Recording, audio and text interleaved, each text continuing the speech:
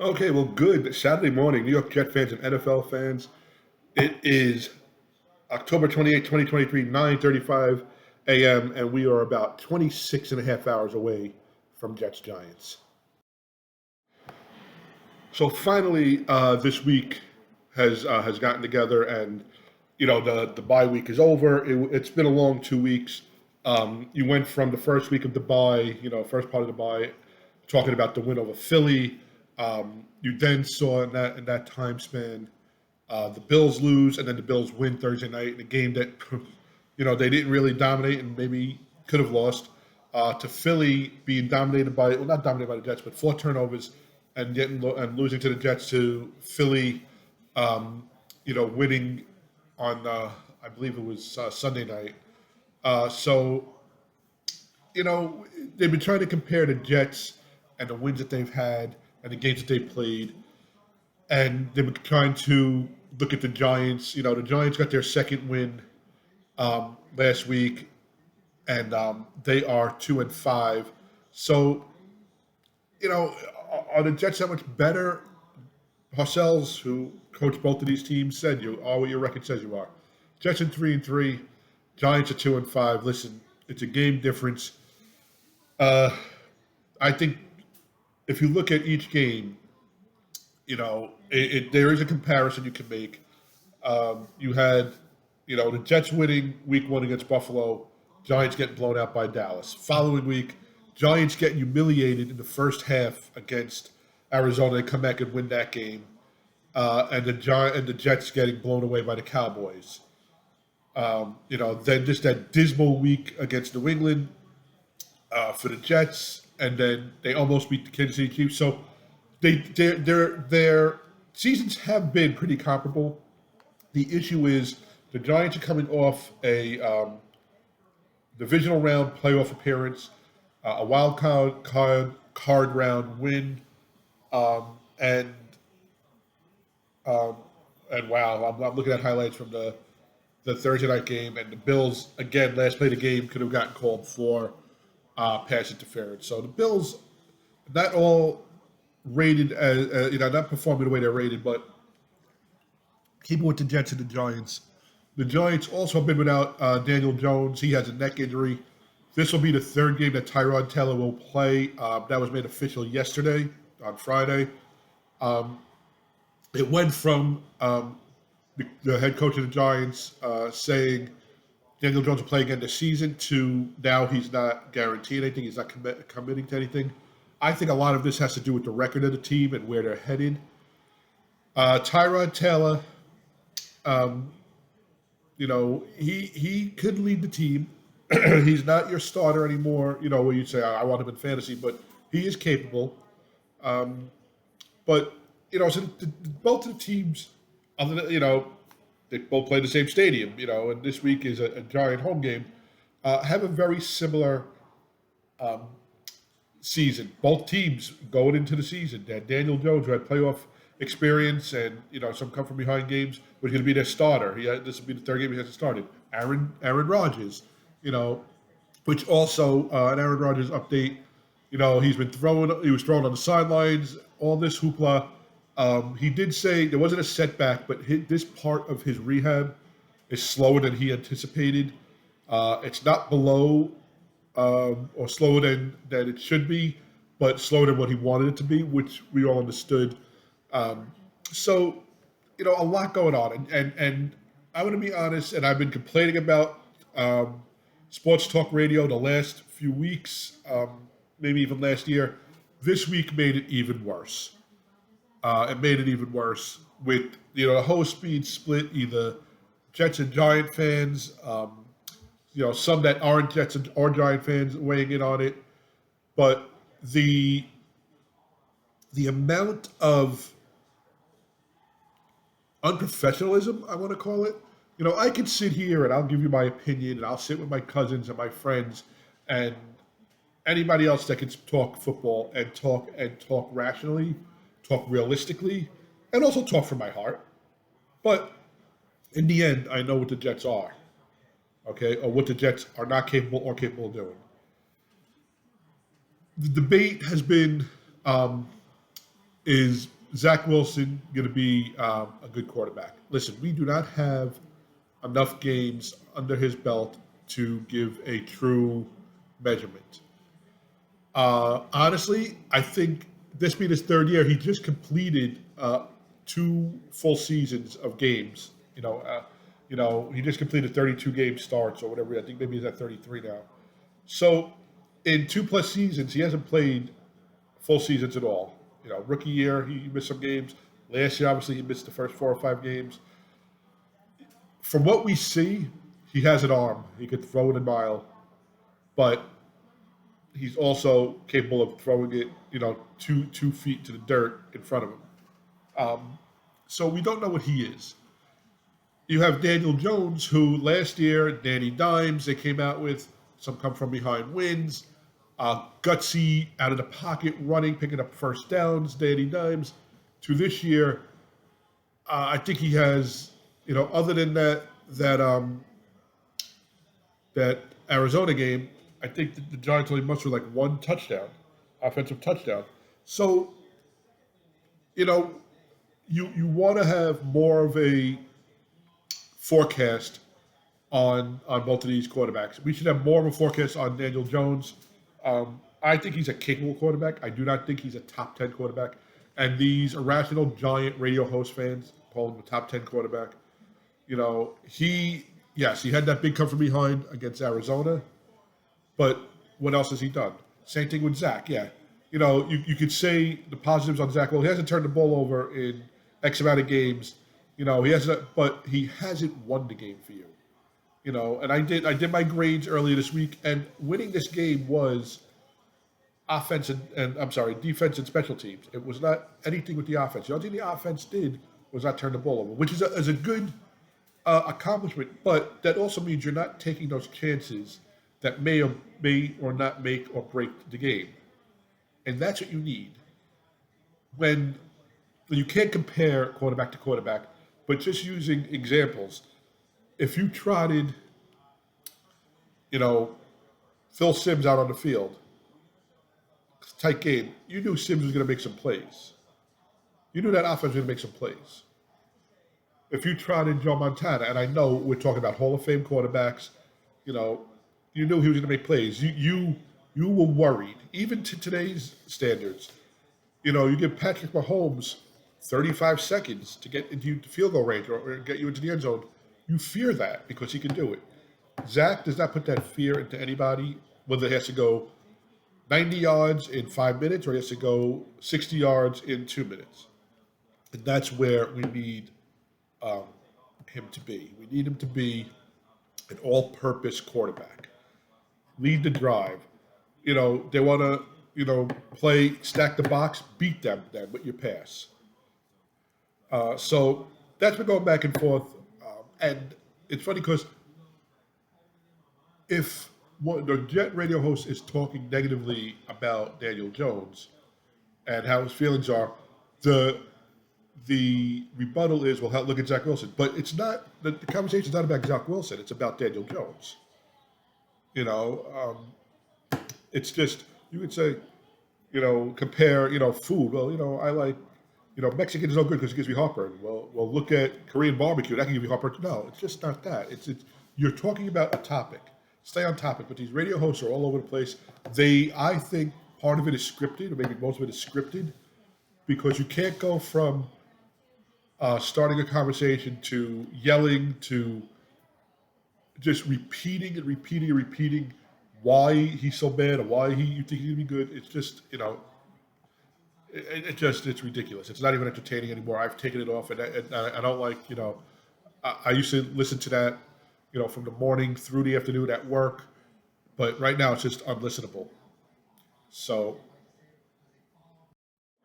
that was even part of the reason why I do this. I think I keep a steady demeanor. I think I keep a rational, reasonable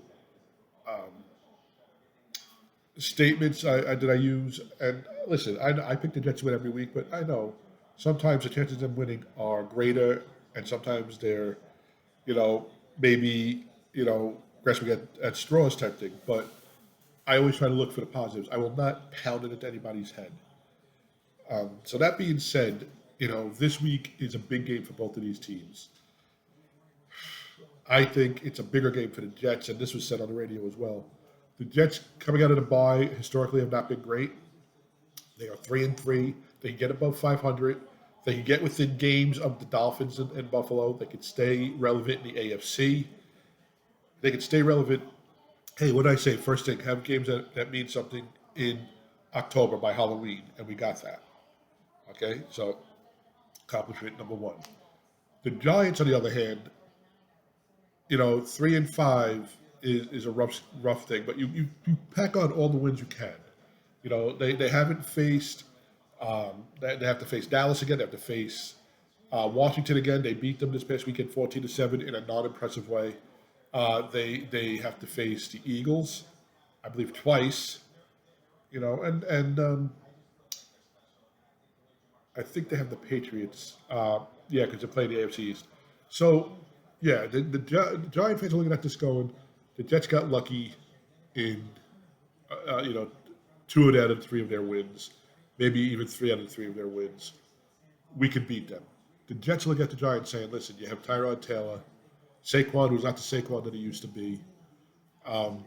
You won 2 games. You were lucky to win those 2 games. You shouldn't have to come back against a bad Arizona team, and you shouldn't have to beat the Washington Redskins 14-7 and late fourth quarter, stopped by the defense. So I can see both fan bases. This game is going to be a sloppy game. It is going to rain on Sunday. There's a 98% chance of rain, a quarter of an inch or 2/4 or half an inch of rain, I believe they said. I want to know what Hackett does with Zach Wilson. How does Saquon Barkley, run?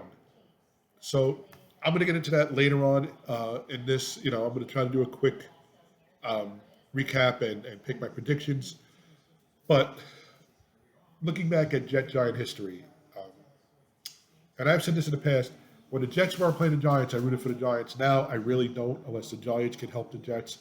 It is not a hatred towards the Giants. I don't believe in the big brother, little brother thing. I don't believe that, we rented Giant Stadium for them. Like, that all doesn't matter. Those are business decisions. That are team product decisions. That's not on the field product.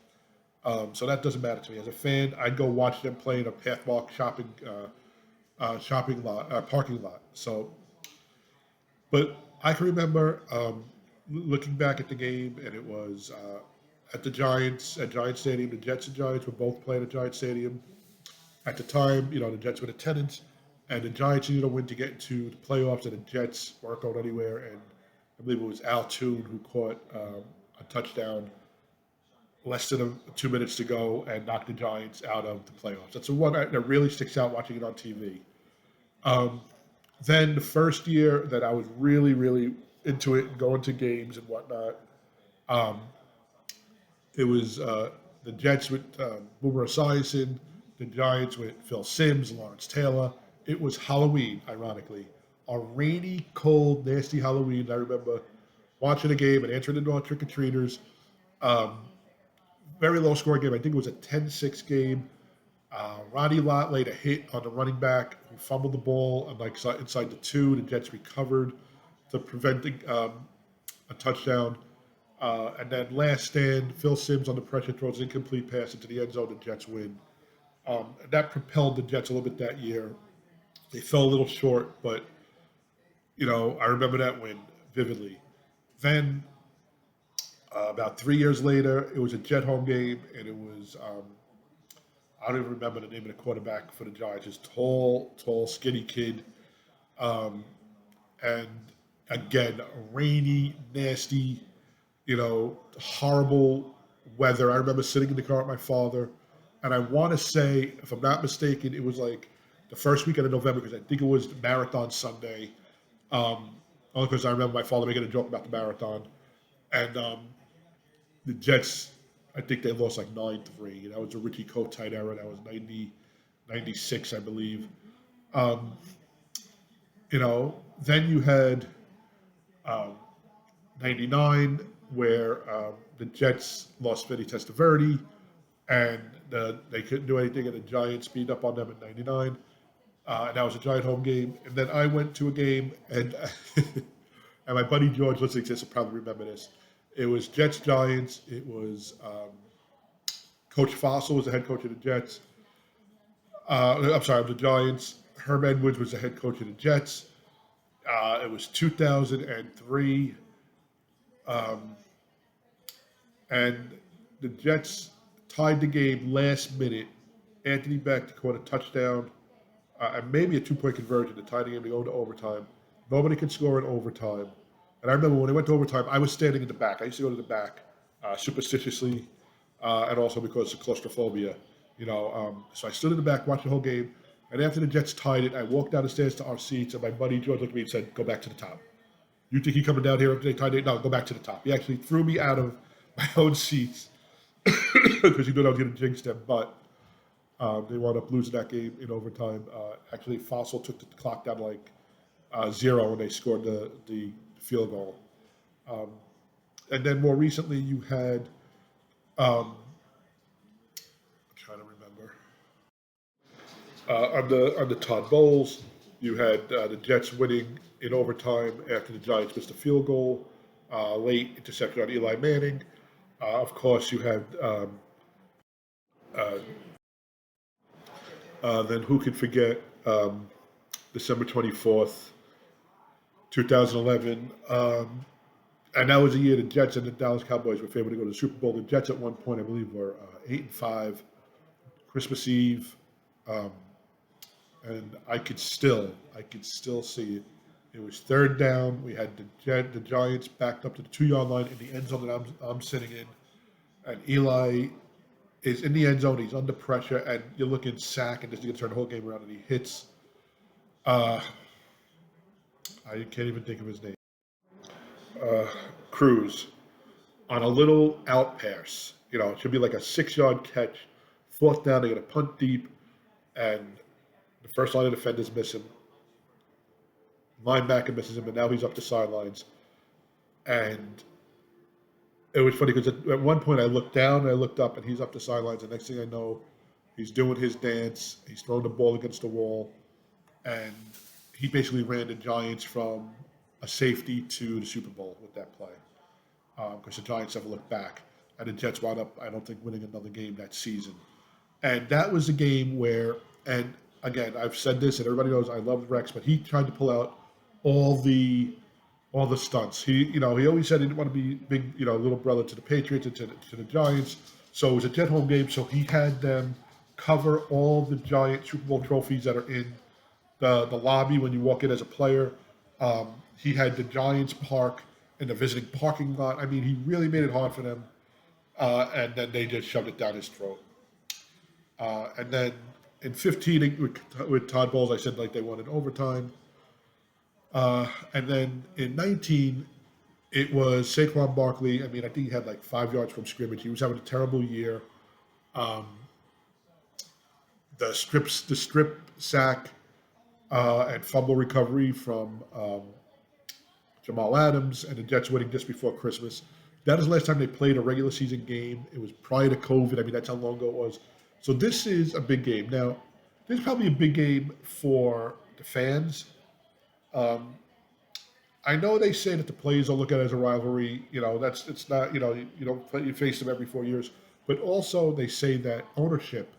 There is a rivalry between ownership. And of course, the Giant owners have the upper hand with 3 Super Bowl championships and 4 Super Bowl appearances. So, bottom line, this game gets you over 500, and I have them from the beginning of the year winning this game. Okay, so coming out of the bye, I had them at 3-3. I was correct with that. Like I said, I flipped the Eagles and the Cowboy game because I thought they'd beat the Cowboys and lose to the Eagles. And now I have them beating the Giants. Um, so let me take a look at, or let's take a look at my predictions for um, the teams playing each other, and then I'm going to give you my predictions for this game.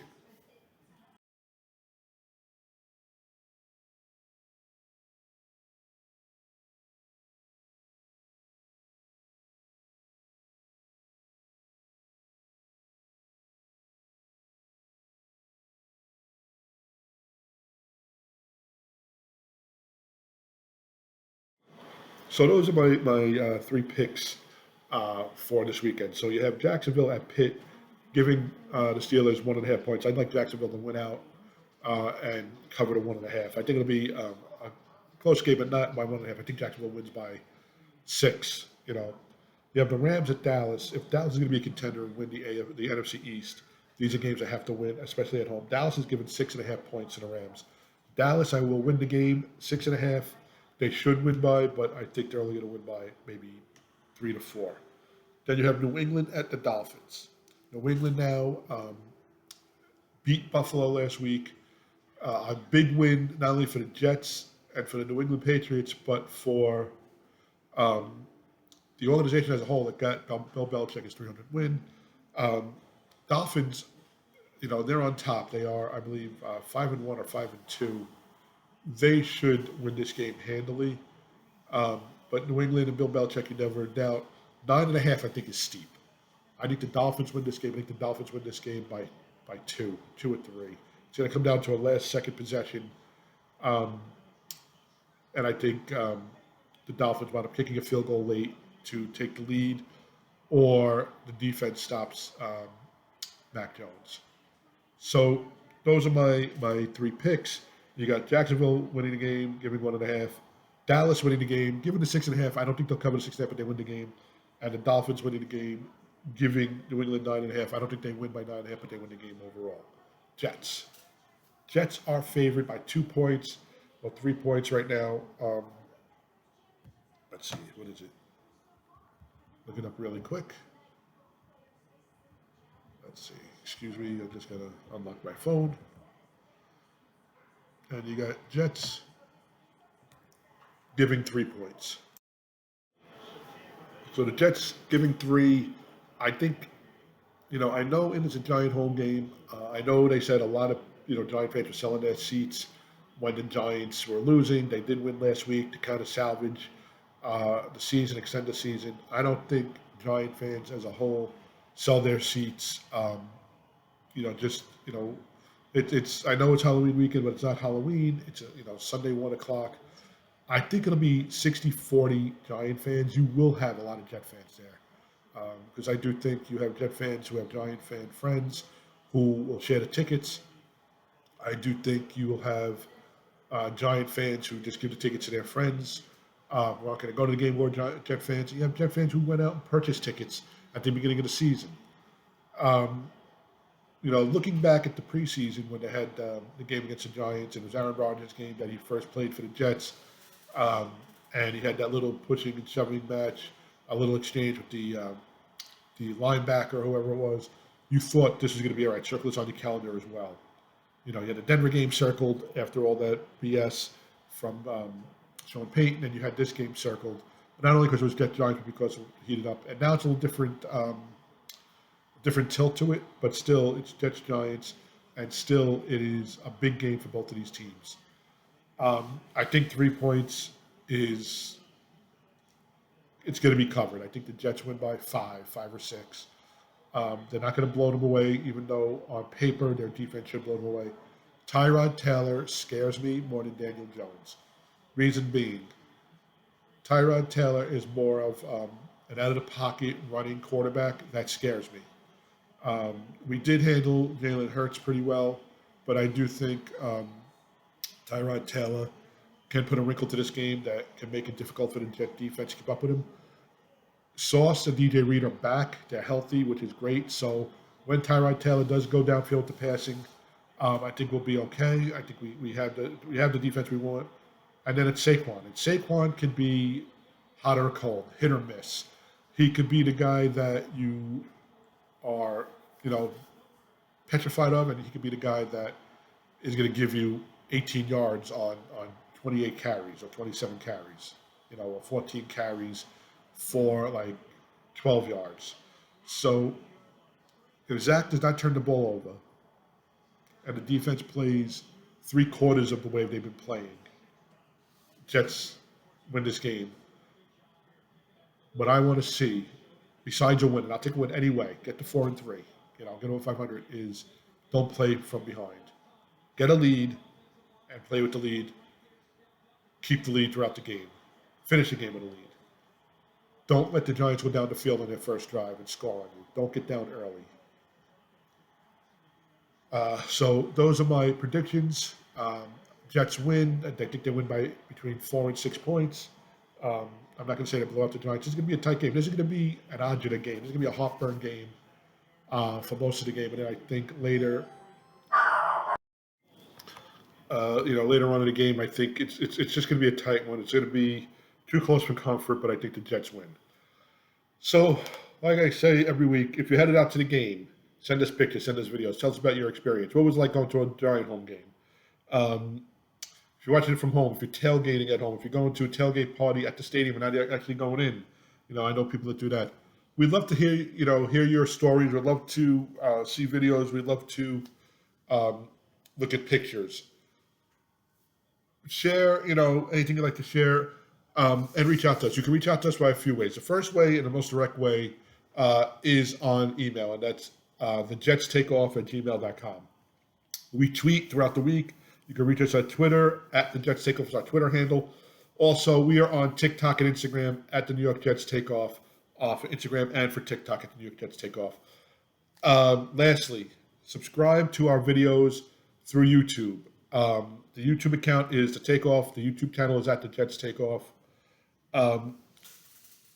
We don't do this for money. We're just trying to get viewers. We want to, be able to, interact with other Jet fans, and just this is a labor of love, and we enjoy doing this.